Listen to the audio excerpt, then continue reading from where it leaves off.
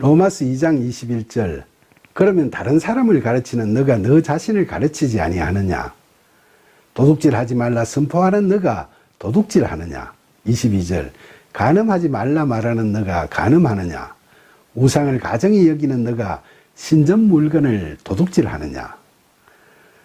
바울은 율법을 가지고 있다고 자랑하면서도 율법을 올바로 행하지 않는 사람들의 위선을 여기서 통렬히 책망하고 있습니다.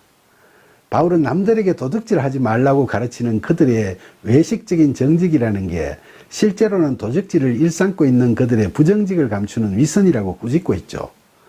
또한 바울은 남들에게 간음하지 말라고 가르치는 그들의 외식적 순결이라는 게 실제로는 간음을 자행하고 있는 그들의 불순결을 감추는 위선이라고 나무라고 있죠. 유대민족은 애굽 땅에서 종노릇 할 때부터 우상 숭배에 익숙했고 출애굽 후에 광야에서도 걸핏하면 우상을 모시는 작태를 보였으며 그 후로도 계속 쉽게 우상에 빠지곤 하다가 결국은 수많은 자들이 바벨론의 포로로 잡혀가서 수치스럽게 사는 고통도 겪었죠. 이런 과정을 겪으면서 그들은 우상 숭배가 큰 죄가 됨을 통감하게 되었고 그래서 겉으로는 우상을 가정히 여기고 이를 숭배하는 자들을 멸시하게 되었지만 그럼에도 불구하고 돈이 된다고 여겨지면 거리낌 없이 신전 물건을 도둑질하곤 했죠. 바울 당시 로마 교회 유대인들 중에는 율법을 범하는 잘못을 스스럼없이 저지르면서도 겉으로는 입만 벌리면 율법을 내세우는 바리새인들처럼 위선적인 작태를 보이는 자들이 있었죠. 오늘날 교회에서도 정직함과 순결함과 경건함을 남들 앞에서 내세우면서도 뒤에서는 호박씨를 까고 있는 위선적인 교인들이 있는 게 현실이지 않습니까? 로마서 2장 23절 율법을 자랑하는 너가 율법을 범함으로 하나님을 욕되게 하느냐? 바울은 입만 열면 율법 타령을 하는 위선적인 일부 유대인 교인들에게 그들이 율법을 범하는 것은 하나님을 욕되게 하는 일이라고 꾸짖습니다. 사실 누구든 말과 행동이 다르면 사람들의 비난을 피할 수 없겠죠.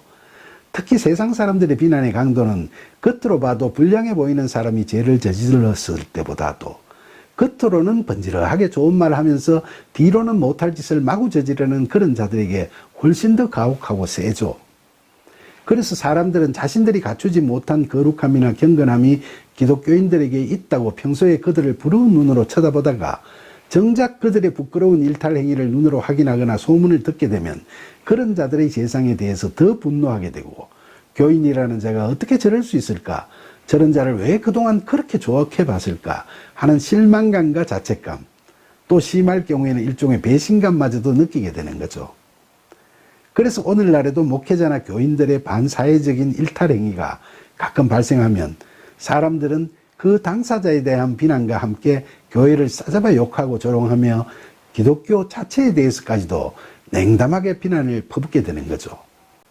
바울은 그 당시 로마 교회 유대인 교인들 중에서도 일부가 그런 위선적인 잘못을 저지르게 되면 그곳이 제국의 수도에 있는 교회니까 기독교 전체 교회에 주는 피해가 클 것이고 이방 지역 전도에도 지장을 초래할 것이라고 우려했죠.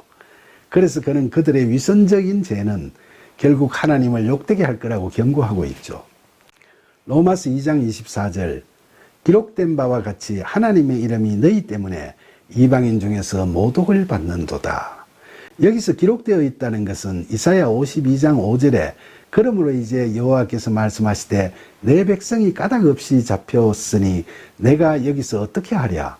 여호와께서 말씀하시되 그들을 가난하는 자들이 떠들며 내 이름을 항상 종일토록 더럽히도다 라고 기록되어 있다는 말이죠.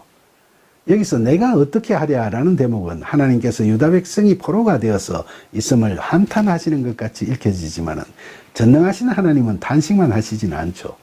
역으로 이 대목에서 하나님의 강력하신 개입 의지가 읽혀지지 않습니까? 왜 하나님께서 강력하게 개입하시려고 하실까요? 유다 백성이 선한 사람들이라서 그럴까요? 아니죠. 하나님께서는 거룩하고 고귀하신 당신의 이름이 이방인들에 의해 더럽혀지고 있기 때문에 강력한 개입을 작정하시는 거죠. 바울은 이처럼 지난날 바벨론이 유다 백성을 포악하게 통치하면서 그들의 하나님을 조롱하고 모독했던 것처럼 바울 당시에도 로마의 불신자들이 로마 교회를 비난하면서 하나님 이름을 모독할 거라고 경고하는 거죠. 그런데 그게 유대인 교인들의 위선 때문이라는 게 문제라는 겁니다.